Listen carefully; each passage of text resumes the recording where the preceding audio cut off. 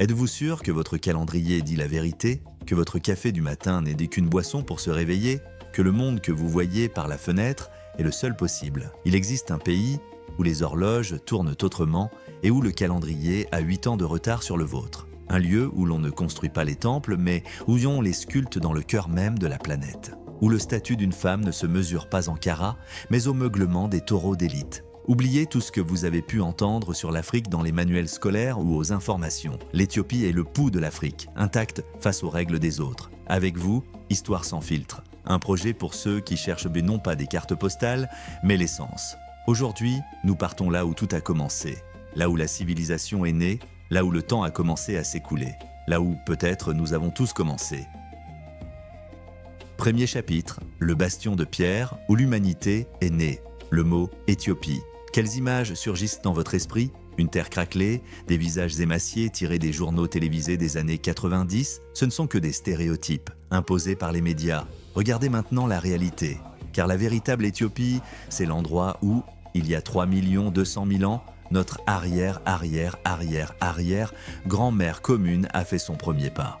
Lucie. C'est ici, dans cette poussière, sous ce soleil implacable, qu'a résonné le premier accord hésitant de la symphonie humaine. Et ce grondement primitif vibre encore dans l'air. C'est ce même grondement qui a forgé le caractère des Éthiopiens. Ce n'est pas seulement un pays, c'est un bastion de pierre contre lequel, pendant des siècles, sont venus se briser les ambitions impériales. Les Romains, les Ottomans, les Italiens, tous sont venus ici avec le feu et l'épée. Et tous sont repartis, les dents brisées sur la volonté granitique de ce peuple. L'Éthiopie est le seul bastion africain qui ne soit jamais tombé sous la domination coloniale. Cette fierté, cette inébranlable dignité, on ne la trouve pas dans les manuels d'histoire, mais dans la forme de leurs yeux et la droiture de leurs pores. Géographiquement, ils sont enfermés, de la terre de tous côtés. Aucun accès à la mer, une condamnation, non, plutôt une isolation qui leur a permis de préserver leur singularité. Imaginez, au nord, l'Érythrée, à l'est, l'éternellement instable Somalie, tout près, Djibouti, le Kenya, le Soudan. Et à seulement 50 km, le murmure fantomatique de la mer Rouge, comme un rappel de ce qu'ils n'ont pas. Mais ne croyez pas que c'est un pays d'ermites. L'Éthiopie a été l'un des premiers membres de l'Organisation des Nations Unies et depuis 2024, elle a rejoint les BRICS. Elle sait jouer aux jeux modernes, simplement selon ses propres règles ancestrales. Deuxième chapitre, la messe du café. Confession en 3 tasses. Votre café du matin, une gorgée rapide d'amertume dans un gobelet en carton, avalé à la hâte, fonctionnel, sans âme. En Éthiopie, une telle attitude serait une véritable offense, car ici, le café n'est pas un carburant pour employés pressés. C'est un rituel sacré, une liturgie sociale toujours menée par une prêtresse. Oubliez le bourdonnement des machines à expresso. La cérémonie commence dans le silence avec des grains verts vierges. La femme les lave, puis sous vos yeux les verse sur un plateau brûlant posé sur les braises. La pièce se remplit lentement d'une fumée dense et huileuse. Ce n'est pas seulement un parfum, c'est la première communion dans ce temple des odeurs. On vous tend les grains fumants pour que vous en respiriez l'esprit, pour purifier votre pensée. La poudre fraîchement moulue est versée dans la djebena, un récipient d'argile semblable à un alambic d'alchimiste. Le feu, l'eau, le café, et la magie commence. Vient alors la culmination. On vous servira 3 fois, et chaque tasse est un acte à part entière. La première, à bol, est noire comme la nuit africaine, forte comme le son d'un gong. Elle réveille l'esprit. C'est une décharge d'énergie qui secoue jusqu'aux racines. La deuxième, Tona, est plus douce, avec une texture veloutée. Elle est faite pour la conversation.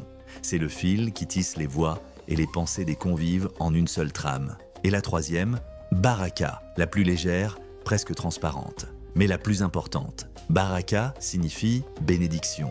C'est le sceau qui scelle le pacte invisible d'amitié et de respect entre vous et vos hôtes. Refuser ne serait-ce qu'une seule tasse, c'est comme détourner le regard d'une personne au moment de sa confession. En Éthiopie, c'est un rituel chaleureux de confiance, où l'on ne boit pas une boisson, mais le temps, le respect et l'âme de celui qui vous a versé la première gorgée sans jamais détourner les yeux. Troisième chapitre, nuée, là où ton âme porte des cornes. Votre statut, c'est votre téléphone dernier cri, votre voiture, votre diplôme d'une université prestigieuse. Mais à l'ouest de l'Éthiopie, tout fonctionne autrement. Bienvenue sur les terres du peuple nuaire, un monde où la seule véritable monnaie mugit sans l'herbe fraîche et laisse des traces sur le sol. Les vaches. Ici, Ce ne sont pas de simples bêtes, c'est la banque, la bourse, l'agence matrimoniale et la poésie réunies en une seule entité. Les Nuer sont des Nilotes, des gens du fleuve, des sculptures vivantes d'ébène façonnées par la nature elle-même. Les anthropologues en perdent le compte en essayant de mesurer leur taille. Chez les hommes, la moyenne varie entre 1,85 m et plus de 2,10 m. À côté d'eux, on se sent nain. Ici, un homme ne naît pas avec un nom. Il le mérite. Lorsqu'il reçoit son premier taureau, il en devient l'ombre. Il prend le nom de son taureau, lui chante des louanges, célèbre ses cornes, sa prestance, sa couleur. Ton taureau, c'est ton curriculum vitae, ton passeport, ton âme. Et la femme? Oh, oubliez le féminisme. Ici règnent des lois bien plus anciennes et peut-être plus honnêtes. La beauté d'une jeune fille ne se mesure pas à la rondeur de ses hanches, mais au nombre de têtes de bétail. Combien de vaches la famille du fiancé est-elle prête à offrir pour elle? 20, 30? Pour la plus belle et la plus habile, on peut donner 40, voire 50 têtes. Ce n'est pas un achat, c'est une assurance vivante. Cette dot qui unit deux lignées garantit que l'épouse sera respectée et protégée. Car en cas de divorce, le troupeau devra être rendu.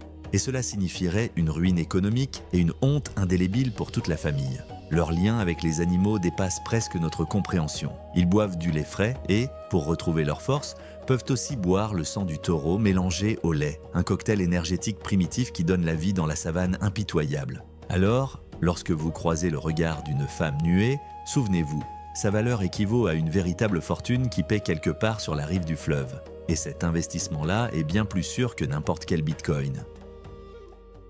4e chapitre, défaillance temporelle, comment vivre en 2017? En atterrissant à Addis Abeba, vous ne traversez pas simplement des fuseaux horaires. Vous tombez dans un tunnel temporel. Tandis que votre monde vit en 2025, l'Éthiopie demeure paisiblement en 2017. Rien de fantastique, juste une fidélité obstinée à soi-même. Ils vivent selon l'ancien calendrier copte, qui fonctionne sur un autre système.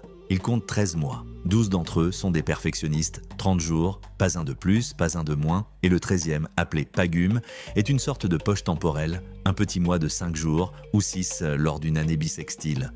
C'est le temps des fêtes, de la purification et de la remise à zéro avant la nouvelle année. Mais ce n'est que la partie visible de la folie temporelle. Le véritable casse-tête, ce sont les journées. Oubliez minuit. Le nouveau jour ne naît pas à 0 heure. Il naît avec le soleil. Le premier rayon qui touche la terre, voilà le commencement du jour. L'heure 6 heures du matin, c'est l'aube. L'heure midi, c'est notre 12 heures. L'heure 6 heures du soir, c'est le coucher du soleil. Qu'est-ce que cela signifie pour vous, voyageurs non avertis? Une catastrophe. Vous fixez un rendez-vous à 9 heures du matin. Vous arrivez et tout est désert. Bien sûr, car selon leur heure, vous avez proposé de vous rencontrer à 3 heures de la nuit. Votre déjeuner d'affaires à 13 heures pour un Éthiopien correspond à son petit déjeuner à 7 heures. Voilà leur philosophie. Ce sont des enfants du soleil vivant en harmonie avec le rythme naturel de la planète.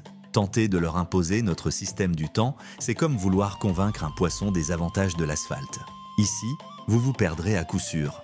Pas dans les rues, mais dans les heures. Et peut-être que cette perte est le meilleur moyen de trouver quelque chose d'essentiel. Quelque chose qui ne se mesure pas en minutes. 5e chapitre. Lalibela. L'architecture sculptée par le murmure de Dieu. Vous avez déjà contemplé Notre-Dame? Admirez les flèches de la cathédrale de Cologne? Majestueux, sans aucun doute. Mais tout cela appartient à l'architecture de l'addition. Brique après brique, pierre après pierre. L'humanité a toujours cherché à s'élever vers le ciel, construisant ses tours de Babel de la foi. Et maintenant, imaginez l'inverse. Imaginez une foi qui ne s'élève pas, mais qui s'enfonce dans la terre. Au cœur même du monde, voilà Lalibela. N'importe quelle cathédrale gothique d'Europe vous semblera un simple jeu de construction à côté de la foi monolithique figée ici dans la pierre. Car ces 11 églises n'ont pas été construites, elles ont été libérées.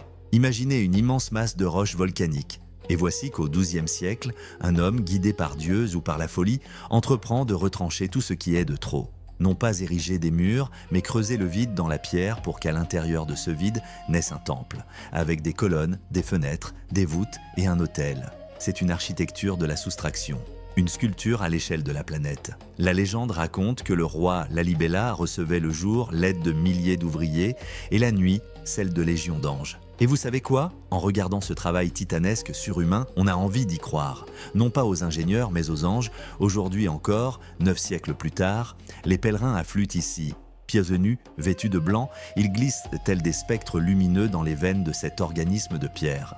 Les prêtres, drapés dans des étoffes brodées d'or, célèbre la messe dans la langue ancienne du GS, morte pour le monde mais vivante pour Dieu. Ce n'est pas une prière silencieuse, c'est un spectacle vibrant de foi.